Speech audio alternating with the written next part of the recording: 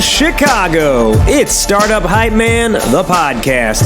What's up, everyone? My name is Raj Nation, founder and chief pitch artist at Startup Hype Man, where we help startups not suck at how they pitch themselves.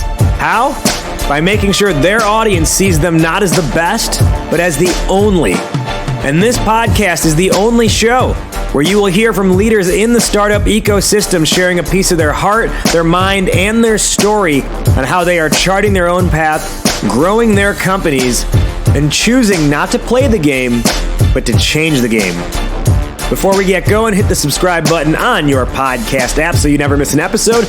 Also, head over to startuphypeman.com and subscribe to our Point of View letter, where we share original articles, insights, and resources, all to help you become the only of your industry. All right, get your popcorn ready and get hyped. It's showtime. Ladies and gentlemen, making his way to the microphone from Boulder, Colorado, and currently residing in Marin County, California, he is the founder and CEO of FounderSuite. Please welcome Nathan Beckord. Whoop, whoop. I wish I had an air horn right now. He is Nathan Beckord, as I mentioned, founder and CEO of FounderSuite. If you haven't heard of FounderSuite, well, maybe you've been living under a rock recently. FounderSuite is a better way to raise capital, helping bring structure, speed, and efficiency to the fundraising and investor relations process through their fundraising deal processing platform. Now, FounderSuite has been around for a handful of years. They've, on just $1 million of money raised themselves, they've been able to help other startups raise over $3 billion off of their platform. They've got 3,000 monthly active startups who come in and use their platform every single month to help manage their investor deal process, build out their investor pipeline, and ultimately raise capital.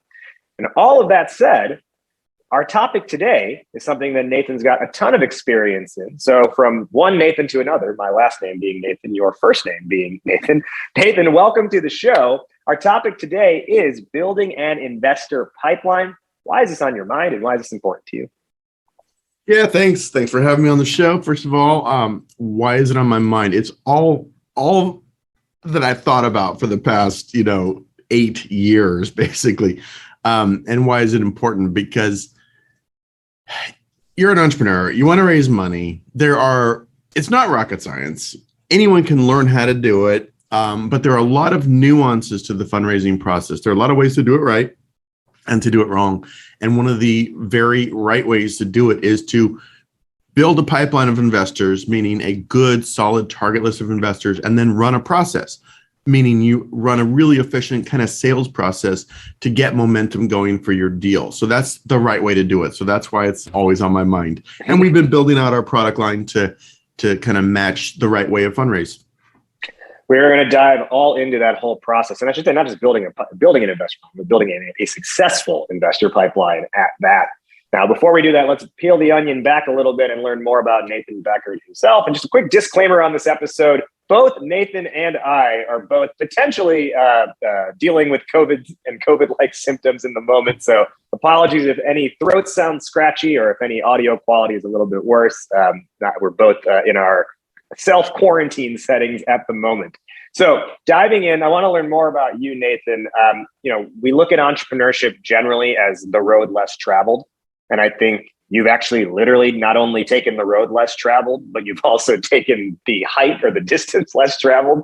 And that is in both traveling Nicaragua by motorcycle, as well as hiking Mount Kilimanjaro, which is over 19,000 feet high. We can start with either of those, with either Nicaragua or Mount Kilimanjaro. Let's go with Nicaragua first by motorcycle. Tell me, traveling that country on a bike, what did you learn about people? Yeah. Oh gosh, that was such a fun trip. Nicaragua is gorgeous. I'd never been there before. First time we got down there with my girlfriend at the time, soon to become wife, and my younger brother. And my brother and I have been riding dirt bikes and motorcycles basically since we were like 10 years old.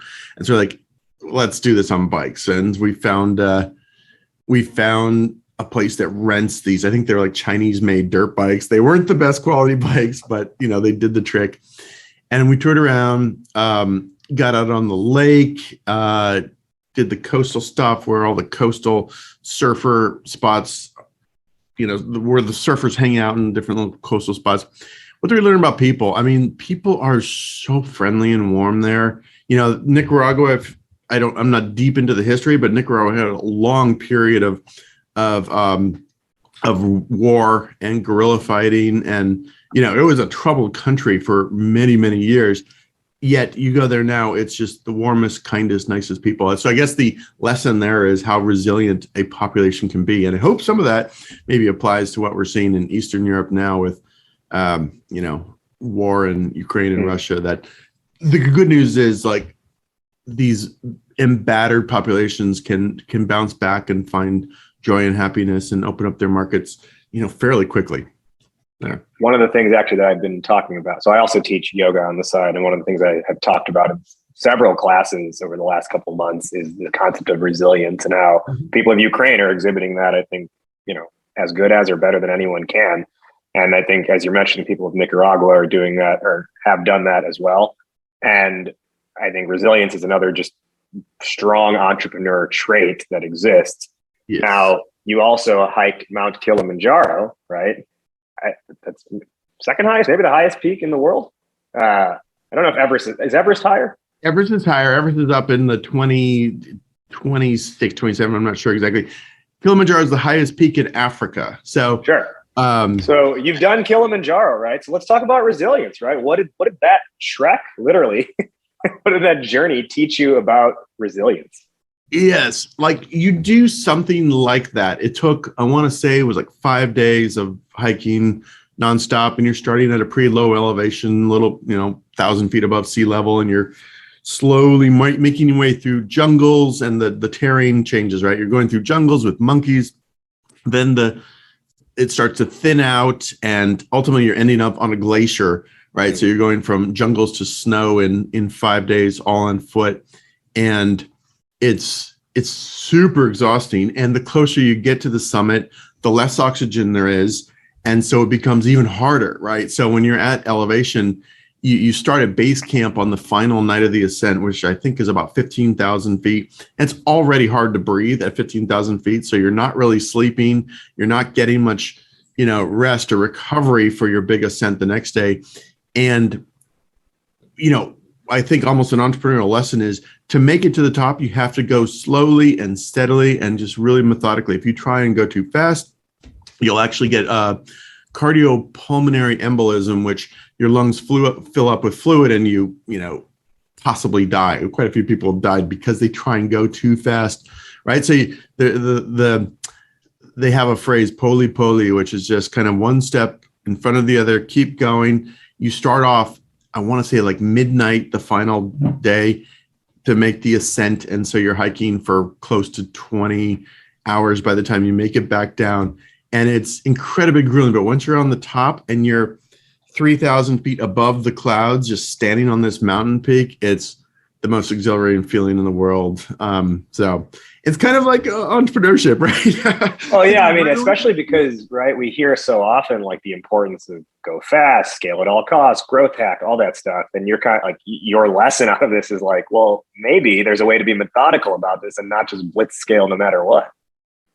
Yeah. And maybe I'm biased on this because that's frankly how I've also built FounderSuite. We've raised a little money and we've gone kind of slow and steady in the context of startup development. Every year we release a new product, kind of incremental features throughout the year. I mean, it's not the blitzscaling, hyper growth of some firms, but I don't know if every startup has to be that. So not to go off on too much of a tangent, but I think there are some markets like the markets that Lyft and Uber are in that are one or two people are going to take it all. Other markets where there's going to be quite a few players. And if you're in a market where, there can be multiple companies that are successful and win, a slower methodical pace can actually, I think, be an advantage because you're more mindful of what you're building, of how you're interacting with customers, right? It's just more holistic in my view. So Yeah. Well, and one more thing I'm curious to learn about your Kilimanjaro experience. So 3 years ago, my mom actually, at the age of 60, did base camp Everest, which is Oh, wow. just crazy because I mean, in my 30s, I don't think I can do that. And one of the things she talked about was actually, she was like, you're supposed to eat, but you get to a point where you don't even want to eat because it's just the same food over and over again. And I think there's a certain level in that, in that being steady to keep climbing. There's also an element of having to convince yourself, is it worth it? Because I know she was like, I could just tell from talking to her how the altitude starts to mess with you. Yes. And then you actually maybe she was like, 5 or 6 times I was like, just screw it. I don't even need to finish this. So did you have a similar experience? And maybe even in the resilience aspect of this idea of being talked, you talking yourself into giving up and then having to overcome that shatter. What was that like? Yeah, absolutely. Everything you just said, and I think it's comparable. The altitude starts to mess with you. You start to lose you lose your appetite. You start to lose the ability to sleep. Like I mentioned, your judgment becomes kind of clouded. And going back to that final ascent night, where you're starting off at midnight, it is brutally cold. Like it is really cold because you're at altitude. You're basically hiking in snow or glacier, right? And so it's extremely unpleasant. And quite a few people, I forget how many people were in our party. I want to say there was about 9 of us, and I think 2 or 3 turned back down, and that's okay. You don't want to push it too hard. But that resilience almost becomes kind of where you're marching forward slowly, one foot in front of the other on autopilot, right? That's the way to do it. Like if you're overthinking it too much, you're going to talk yourself out of it. Obviously, you have to listen to your body and listen to your comfort level. If your lungs are starting to fill up with fluid, you want to head back down. But otherwise, you just have to kind of go on autopilot and just keep making steady progress. And in some ways, that's kind of a metaphor for startups too. We've had multiple periods in FounderSuite's life where things were a grind, where customers hate us, where revenue is, not steady like I want it to be. And you just kind of keep marching slowly ahead. Yeah. Yeah. But I think conversely as well, I think there's a difference between maybe what you experienced in some of those, let's call them detours of FounderSuite. Yeah. But I think there's also moments where certain companies need to recognize, is this a blip? Is this a momentary thing, or are our lungs, quote unquote, filling up with fluid and we're really being dragged down and we need to make very tough decisions, right? Yep. Yeah, and that's hard, right? Part of that's trusting your gut. Part of that's, looking at data as much as you can to really figure out, are we just having a tough month or tough quarter, or has the whole market landscape shifted, right? Mm-hmm.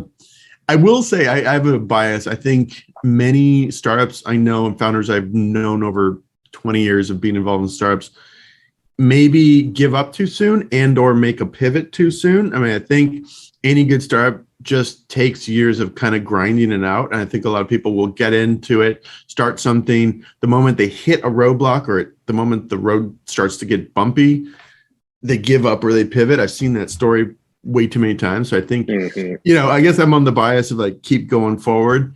But obviously if the whole market's changed and you're making buggies, or well, it's interesting because I always feel like it's this odd juxtaposition of having this mindset of making it happen today, while at the same time knowing that you need to give yourself time to see the whole thing through, because there's stuff today that you don't even know that you don't even know.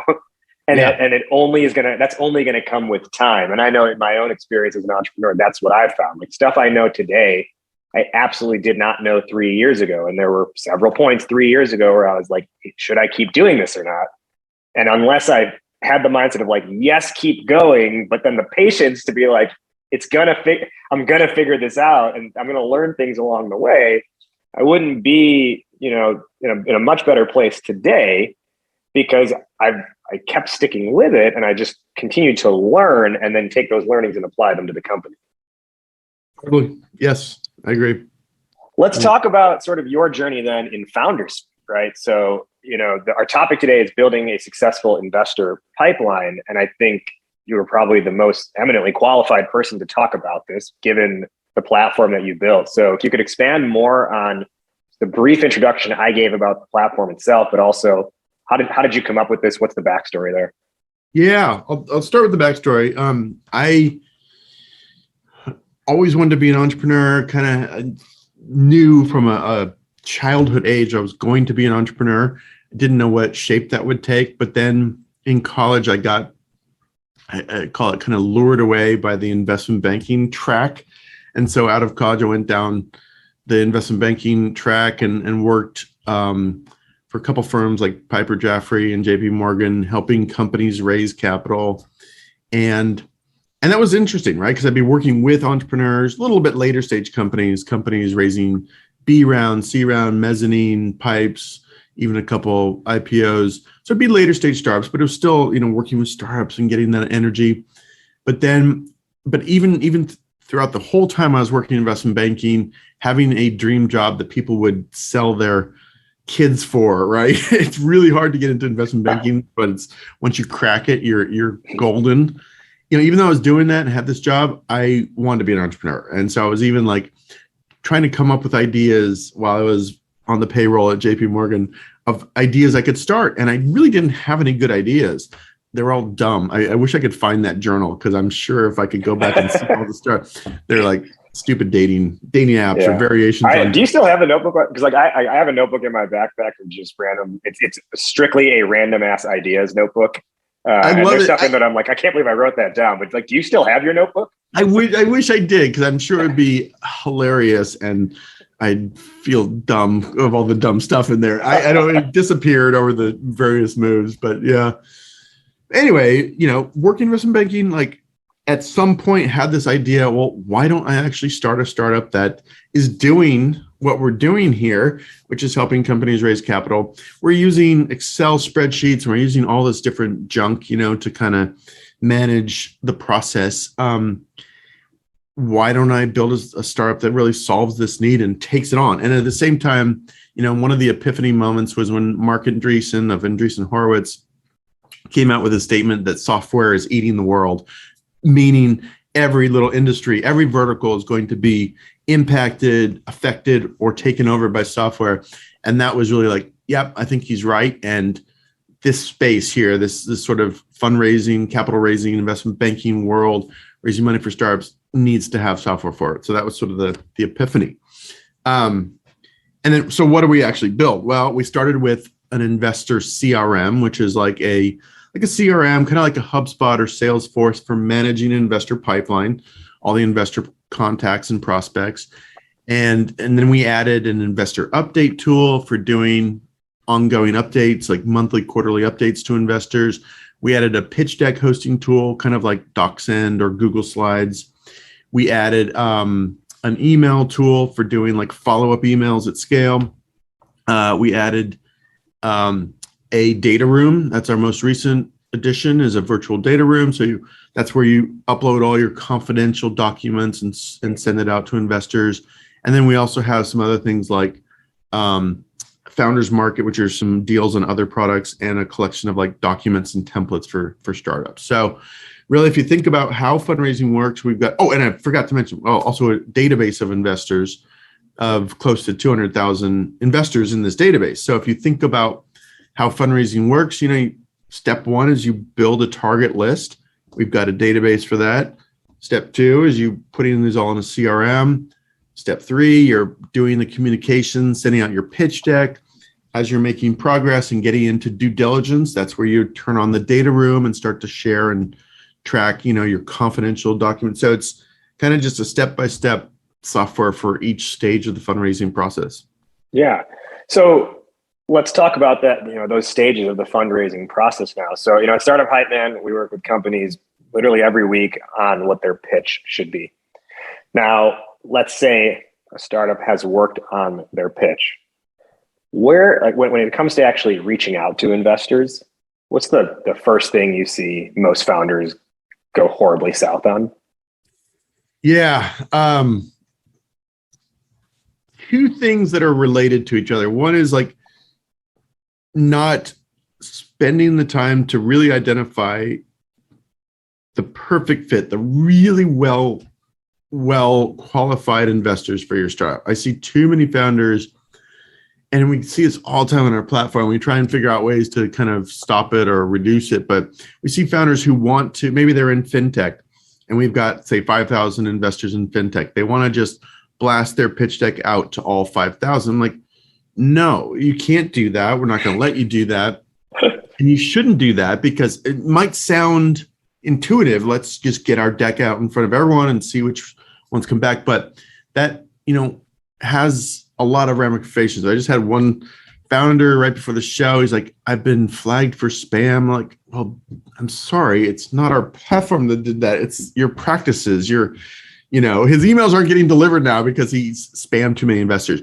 So don't do it like that. Instead, spend the time to really find the fintech investors that do seed stage in Chicago that, focus on whatever your specific vertical is or niche, right? I mean, really highly qualified ones.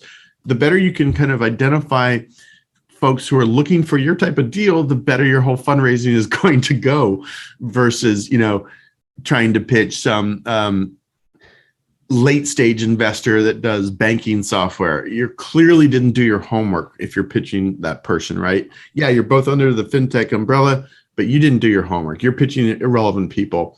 So that's step number one, is finding the right people. And then, really working that intro path. And this is something that trips up a lot of founders is they want to we have contact information in our database. We have email information in our database. But even with that, I strongly recommend trying to work your way into an intro to every investor. And that could be looking on LinkedIn, seeing if you have any mutual connections, or even reaching out to founders that investor has invested in, getting on a Zoom with them, picking their brain about that investor, and then asking for that intro. So it's always a connection path. And it really makes things go better. If you've done the research to build your qualified list of the best 200 investors and found an intro path into each one, your fundraising is going to go a lot better. So on that note of the intro, I have heard some experts say, absolutely never send a cold email to an investor. I've heard other experts say cold emails can definitely work. Where do you stand in that debate? Yeah, it's funny because there is no absolute hard truth. We have our own podcast called How I Raised It, where I've interviewed like 230 founders, and a few of them, and they've all been funded successfully. That's the whole point of the show. A few of them have used cold email as part of their strategy successfully. But let me give you one statistic, and I bring this up a lot. I was on a webinar with Uncork Ventures, which is Jeff Clavier, very active seed stage investor, and perhaps a very savvy wine drinker as well. Yeah, I'm sure. Yeah, very. But the question came up on his. They did a little podcast about what they're doing, and it was about fundraising. The question came out: have you ever invested in a startup that came through cold email? He's like, yes, we have. We've done 2 deals that came in cold out of 760 deals over the last 10 years. Right? So yes, it can work. The odds are quite low. Your statistic, your probability of getting much reaction are quite low. And the reason is, investors are getting so many deals coming at them already from trusted sources that the cold email is often ignored or overlooked or, just ignored, basically. Now, having said all that, I have seen where founders really, maybe they follow an investor on Twitter for a while. They're really kind of engaged with that investor. They understand what that investor is talking about, thinking about, looking for, and then they'll do a very highly personalized custom email to that investor, a cold email, but it's really clearly personalized that, hey, I watched your speech at Cannes or TED Talk, whatever, and this is what we're doing. I think you'll find it interesting. I have seen that occasionally work. It's still, I think, harder than getting an intro. So, well, I think what's interesting about this is it is like I think the reason why the cold email hit rate is so low is because of the first thing you said in the previous question, which was people are just mass blasting messages out without any sort of targeting. And so naturally, I don't know, if 4,000 of the investors you reach out to, more than that, are not even like within the domain that would be a company to invest in you, that's going to be a miss and not a hit. And this speaks to more and more the need to, like I'm in the stance that cold email can absolutely work if you personalize it and if you do your research and you know it's the right target. Very similar to selling, right? And this is why I'm sure you agree, like one of the most important founder skills to have is understanding sales, because I'm seeing a lot of parallels here in it being it's a sales process, at least in the outreach. Like the most successful cold emails are going to be the ones where you've done some research on the prospect and you personalize the email to their situation, and they kind of appreciate that you've done the research and find a connection point.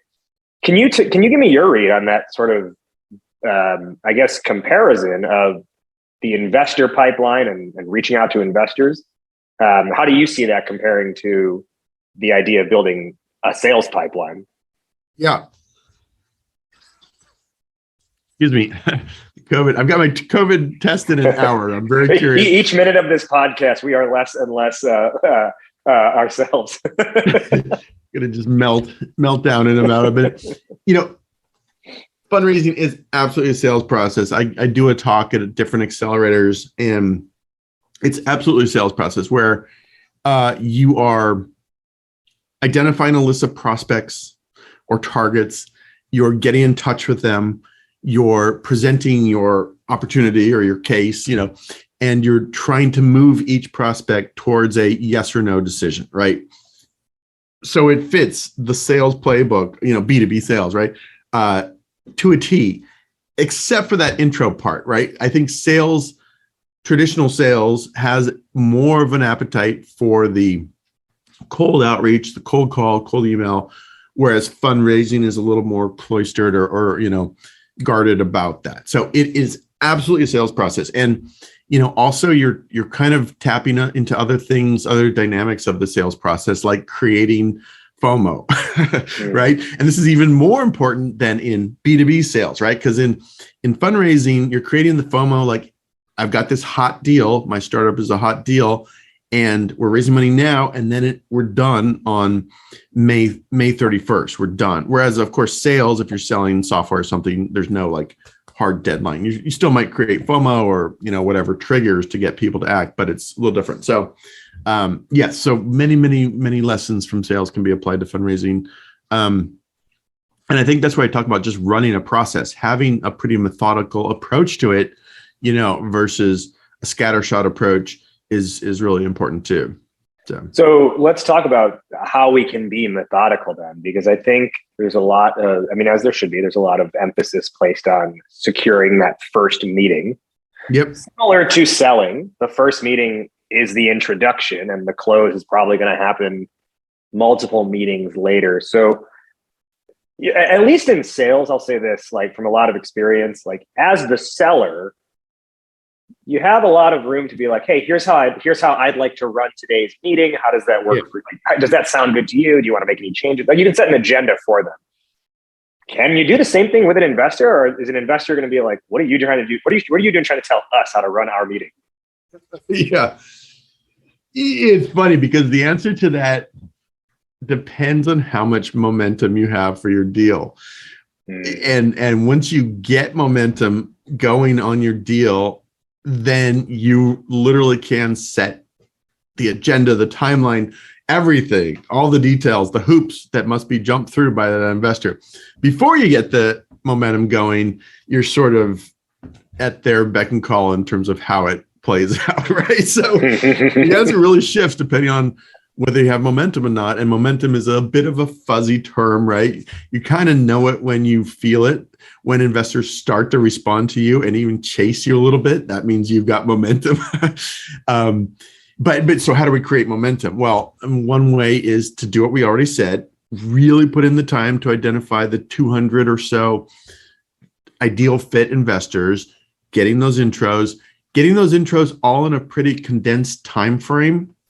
One of the things we talk about is this concept of calendar density, right? Where you're trying to pack your calendar full of meetings with all these investors. So you're getting these intros, around the same time frame. Maybe you tranche it a little bit, but because obviously you can't do 200 meetings in a week, but you're trying to pack in as many meetings as you can each day, each week, so that ideally you start to get that momentum going where you're finding a few investors out of that 200, maybe it's 10, maybe it's 15, 20 that are really interested. And, ultimately one's going to put down a term sheet, or you can really use that to get everyone else to move along. So that's part of what I mean by running a process is, to summarize, identifying the 200 investors, getting the intros all in the same time frame, and then all the other stuff that happens, the pitch meetings, the follow-up calls, the reference checking, the due diligence, which is getting into all your details, your analytics, your financials. Everything's moving quickly. Right? You're never the bottleneck on any of this stuff. And that's what sort of generates this momentum. Does that make sense? It definitely does. And this idea of momentum, it makes a ton of sense for the capital raise process. And I think if we also think about product strategy, there's also momentum there. And that's where I want to just ask our listeners, or talk to our listeners rather, for a second about this idea of your product strategy, right? Like maybe you've built an app, and that part kind of easy, right? You can get an app launched on the app marketplace, but then how do you maintain the momentum from there? Because making it stay afloat on the market, not as easy. If you didn't know, about 4 in 5 apps launched in app stores get deleted after a single use. That's 80%. Harsh reality, but it's a true fact. So how do you thrive without a profound product strategy experience? How do you maintain the momentum of your product itself? Well, luckily, you're not doomed to failure. You just need an experienced partner that can help you all the way through. So I want you to meet Mikito, the team of design, software development, and product strategy experts that have built over 150 successful products for both startups and enterprises. So it means they know how to work at the pace of a startup trying to get to market and fit in the market, but they also know what it's like to build the stability of an enterprise app, an enterprise product. So your product, your app might be next, and it might be next if you join forces with Mikito. You can learn more about getting your app not only launched, but staying afloat and gathering momentum in the market at Mikito.com/hypeman. That's MIQUIDO.com/hypeman. Mikito.com/hypeman. Today on Startup Hype Man, the podcast, we are with the CEO and founder of FounderSuite, Nathan Beckord, talking about how to build a successful investor pipeline. So Nathan, that whole idea around momentum, can you talk through like the process of being able to get there's getting the meeting, but then how do you ensure that you can still get the follow-up meeting? And again, I'll compare it to sales, since we did make that comparison earlier, right? In sales, you really never want to just leave it to the other person saying, yeah, we'll talk internally and we'll get back to you. How do you make sure that doesn't happen here? Yeah, a couple things. When you're actually in that meeting, whether it's, in the investor's office or you're out for coffee or even on a Zoom, I tell founders, don't leave that meeting until you've said something like, hey, Raj, really great meeting you today. Really appreciate the time. I'd love sharing my vision for FounderSuite and everything, all the traction we've built this far and our vision for the future.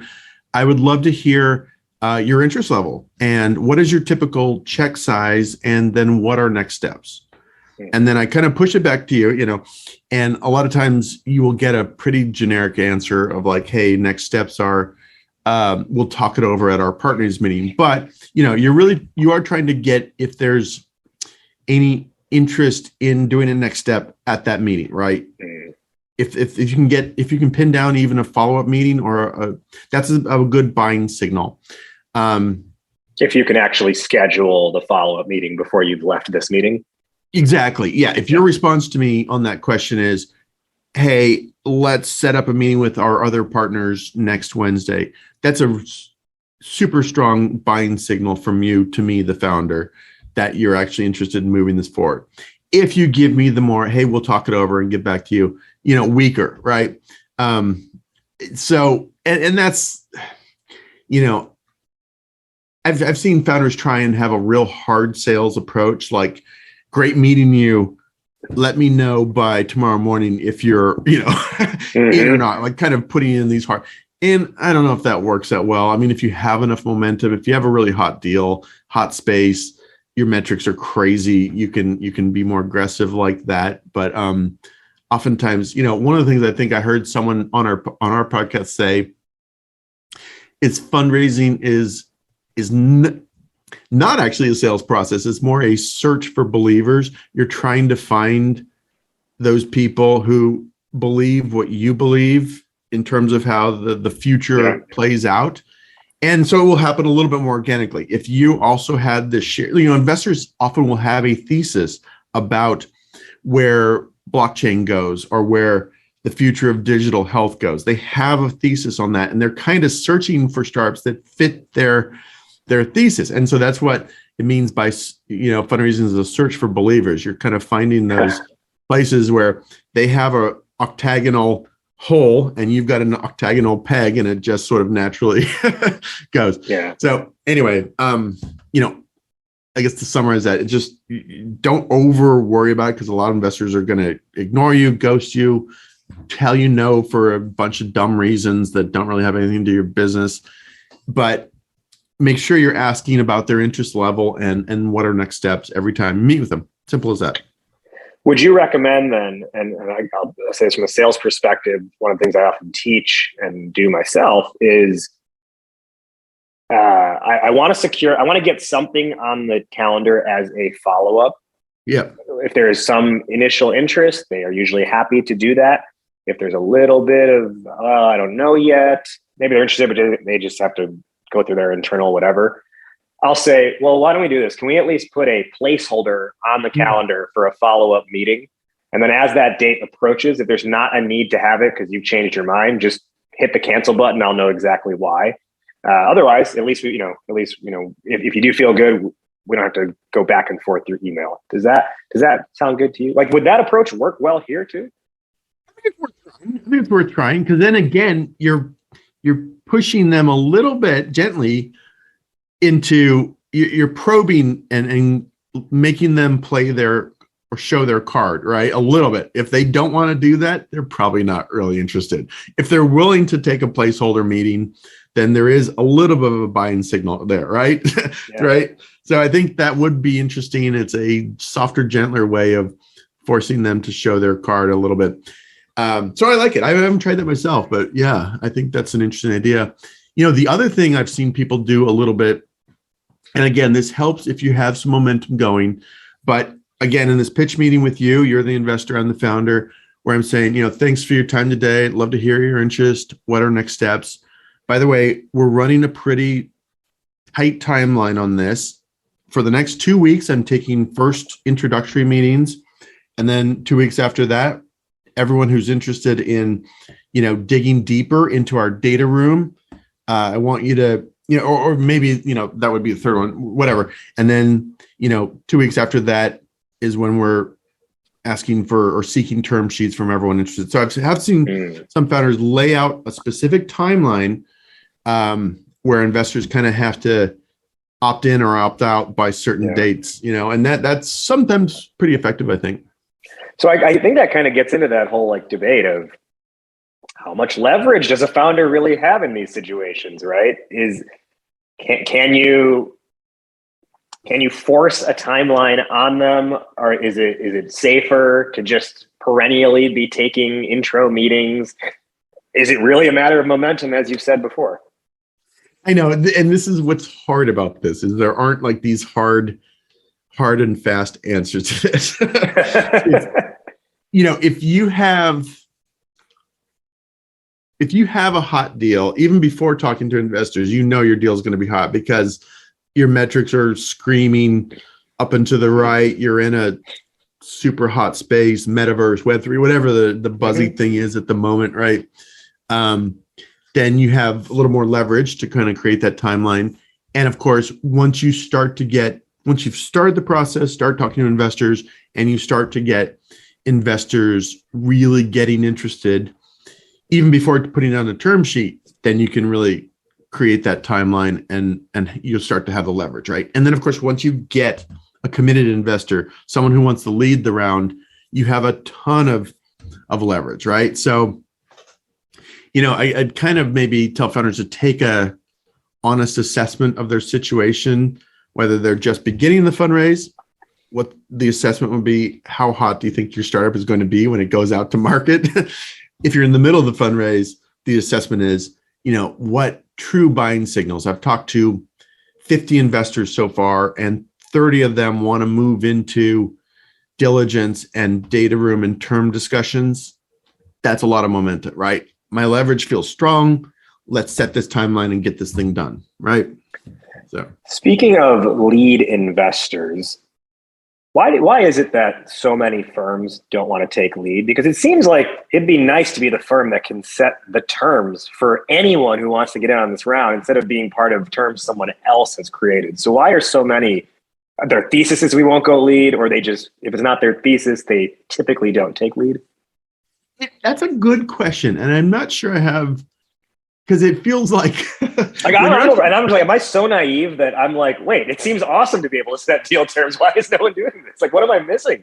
There's more responsibility, when you're the lead, right? You're setting the terms. You are probably taking a board seat. Whereas maybe if you're following on a deal, you're not taking a board seat. You also are responsible for leading due diligence, which is, has some, I don't want to call it legal, but legal and fiduciary duties in there, right? So there's more work. It's more work to be a lead, I think. It's part of the problem. It's more responsibility.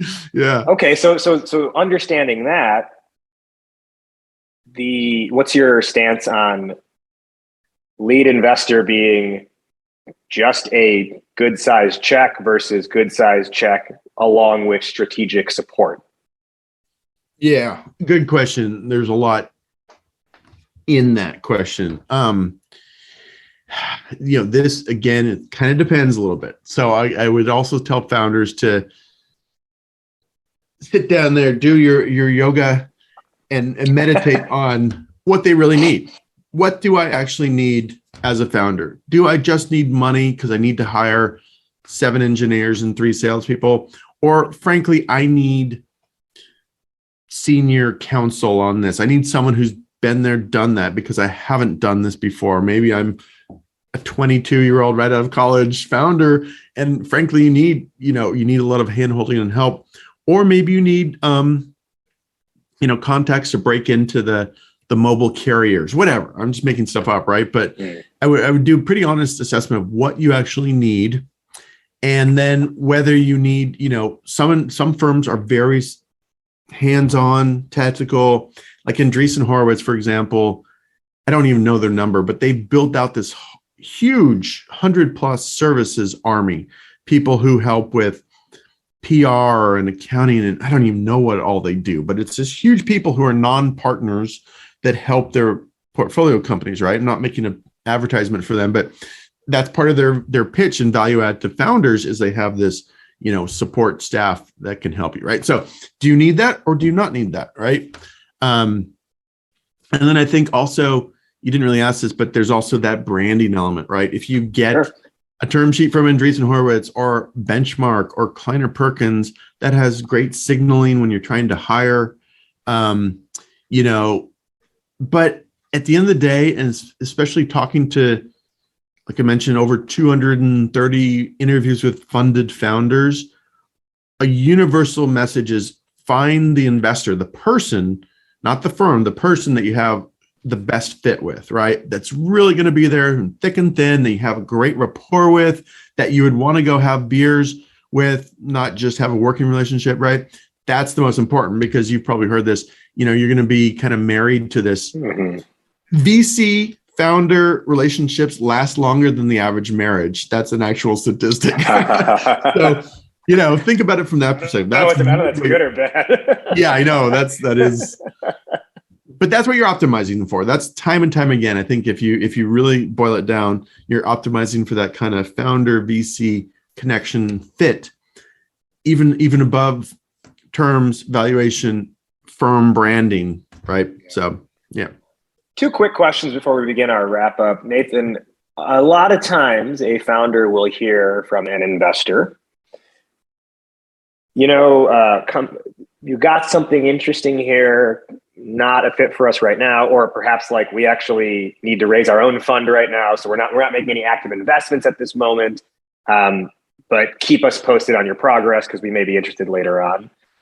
A, is that them just being polite, or is that true that they do want to be kept posted and they may invest later on? And B, if so, what is the best way to nurture the investors, if you will? Yeah, great question. I love it. That is one of the most common ways investors say no without specifically saying no. Investors love to keep their own optionality open, right? Mm-hmm. When they say no, hard no to you, Raj, like, I don't want to invest, you're done, off the table. That door is closed for them. Because what if your startup 6 months down the road gets really hot, and starts to blow up, and I've told you no, I would look bad coming back begging to you to let me in, right? So you're too early. I like what you're doing, but you're too early is a no, a very common no, but it's keeping some optionality open. So I would really treat it as a no, and accept that they're not really interested, but I would still nurture them. One of the things I'm telling founders to do every single day of my life is send out a regular company update about your business. And we have a product for this in FounderSuite called Investor Updates, but it doesn't have to be super lengthy. It can be kind of a short one pager about what you do, your key wins last month or last quarter, your metrics and your key metrics, and kind of what you're working on next, and maybe any challenges you're having, right? That it doesn't have to be even more than one page, but you send this out monthly or bi-monthly to both people who've written you a check and people that you want to nurture for that next round. And that could be, in that category, it could be new people you've built a target list. Maybe you've built a target list for your Series A. Reach out to those folks, get their permission to add them to your target list or to your distribution list for that update. Start to send them, and send that update to the people who in your seed round said no a little too early. So you're really updating both of those groups. And I've seen, it doesn't happen that much, but I have seen folks who say, no, you're too early, come back around in a later round if the traction has kind of grown. So it doesn't hurt. One thing I've also seen, because of the role I serve in the ecosystem, I'm often on different startups, whether we've worked with them or not.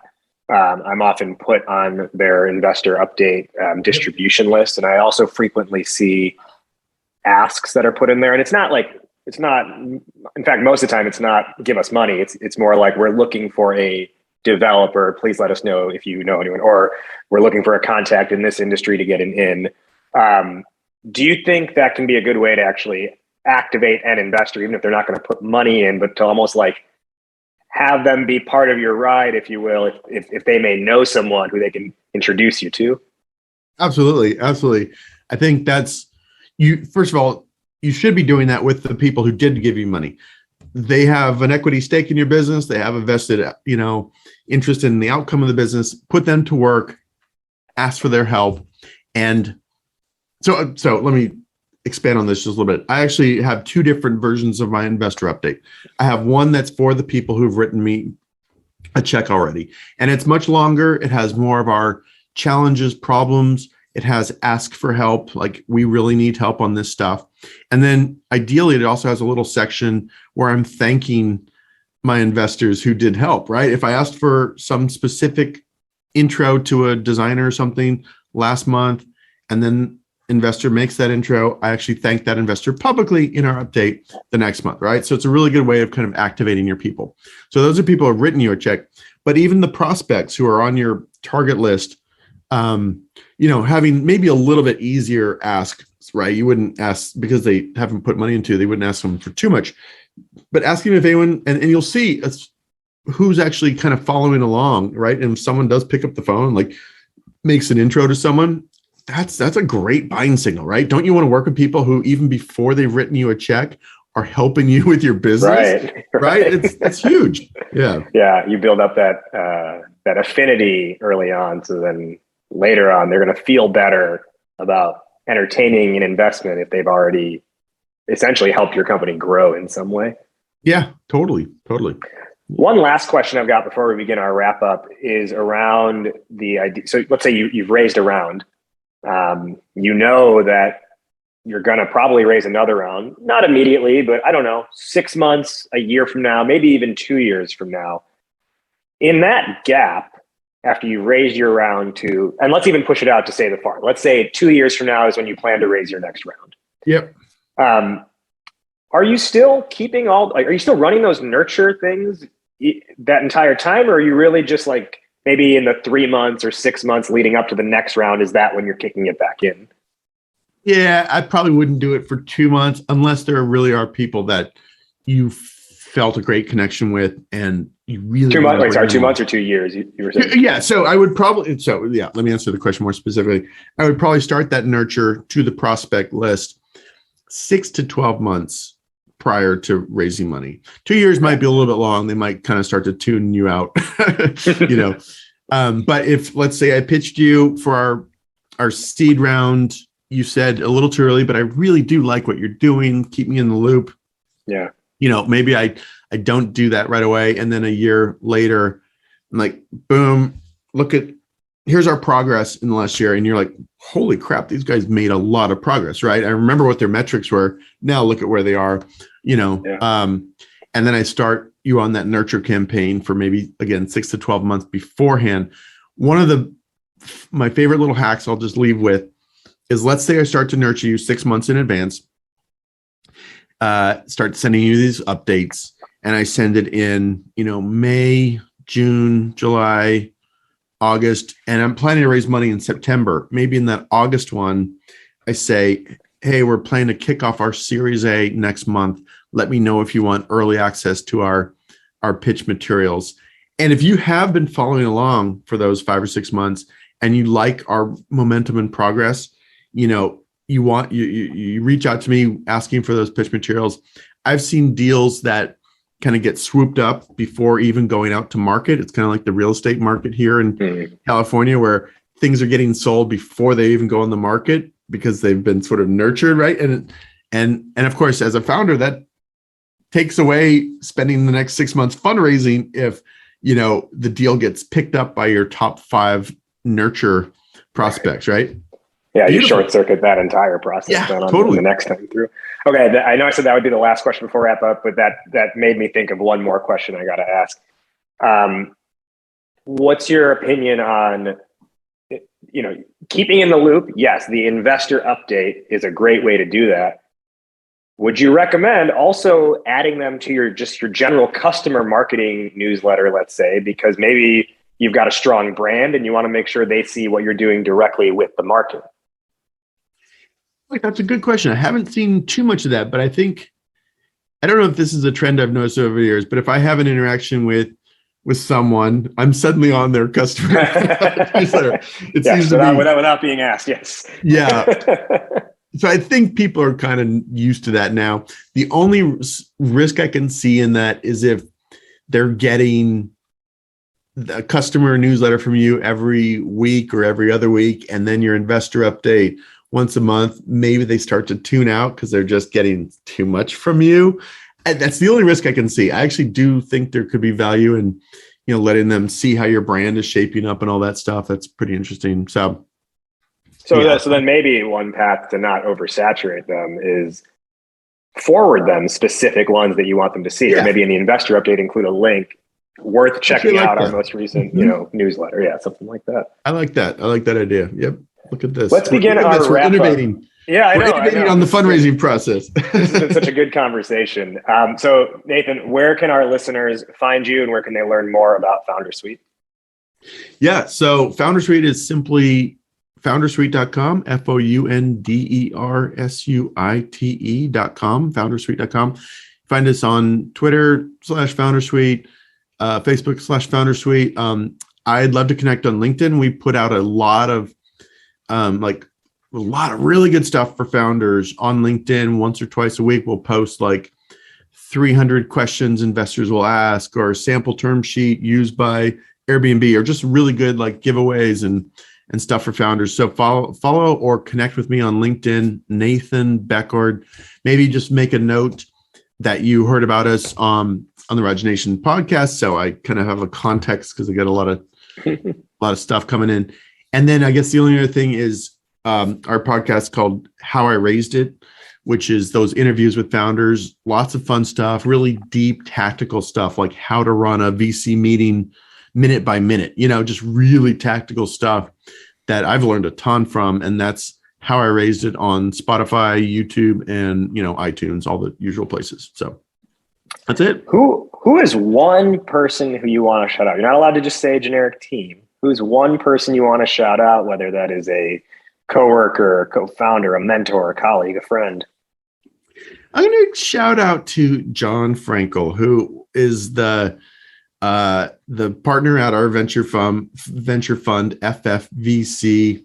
And I'm going to shout out to him because he was our first believer, right? Remember I mentioned fundraising is search for believers, and he was our first believer. And, raising money, even though I had done fundraising for a while, I knew how to raise money. It was still really hard. And when you find that first believer who believes in you and says yes, it's huge, right? It changes everything when you find that first believer. So shout out to John Frankel as our first believer. We will now do our top 1 or 2 lessons or takeaways from the discussion, or based on our discussion today for the listening audience. I'll go first, then I'll toss it to you. Please. Our topic today was building a successful investor pipeline. There was so much good stuff Nathan shared in this. And I think the one just tiny thing I want to encapsulate is that your raising a round is not an event. It is a process. Therefore, know your process just as well as you know your pitch. Yep. Nathan, top 1 or 2 lessons or takeaways. Top 1 or 2 lessons. I would say spend the time, invest the time doing the research to find your good target list. So many founders skip that. And then once you actually get in and start talking to investors, make everything move fast. Your goal, if you don't remember anything else from this talk, your goal is to get momentum going for your deal. Deals live and die by momentum. And so just put it in your brain, build the list, start the process, reach out and get momentum going. And that will help you with negotiation, setting the timeline, getting the deal done, everything else. So your job, get momentum going. My final question, which is how we end every episode on this show. Fill in the blank, Nathan. Entrepreneurship is blank. Can I swear? Go for it. Yes. I was going to say it's shit show. It's a sausage. It's a sausage factory, meaning if you peel behind the end product is great. It's delicious. If you're a meat eater, it's great. It's wonderful. But if you peel back the covers and see how it's made, it is ugly and chaotic and messy and gross and and nuts. And that's just the way it is. You read these glamorized articles in TechCrunch about startup XYZ that did this, but you peel back the covers on real startups. It is messy. It's hard. I started with black hair. Now I have gray hair in a matter of a couple of years. I've aged tremendously in 6 or 7 years of doing a startup. But it's so much fun. It's so much fun too. So that's it. Entrepreneurship is a sausage factory. That's probably the most original answer I think we've ever gotten to that question. He is Nathan Beckord, founder at FounderSuite. Thank you so much for joining us today on Startup Hype Man, the podcast, Nathan. And for all you listeners out there, stay in touch in our content ecosystem, either staying subscribed to this show or subscribing to our Point of View letter, because dropping soon later this year is Startup Hype Man, the mixtape, official title pending, but the first ever hip hop album dedicated to the founder journey. Been working on some tracks in the recording studio on that. I'm very excited to release that. So stay in touch with what we're doing. to get Startup Hype Man, the mixtape. Again, official title pending, but a literal soundtrack dedicated to founders. Thank you again, Nathan. Thank you. I love it. I'll put me on the list for the soundtrack. I love it. Got it. Thanks, Rod. That's a wrap on this one. Shout out to our guest once again for sharing their story with us. If what you heard impacted you, do one of three things. 1, let our guests know. Reach out to them directly. They love hearing from you. 2, leave a rating and review on Apple. Or 3, simply hit the share button and share this episode with one friend who you think would benefit from hearing it. Catch our full episode archive at startuphypeman.com/podcast. And if you want to make your pitch not suck, reach out to us through the website. That's all for this week. We'll catch you next time. Raj Nation out. Believe the hype.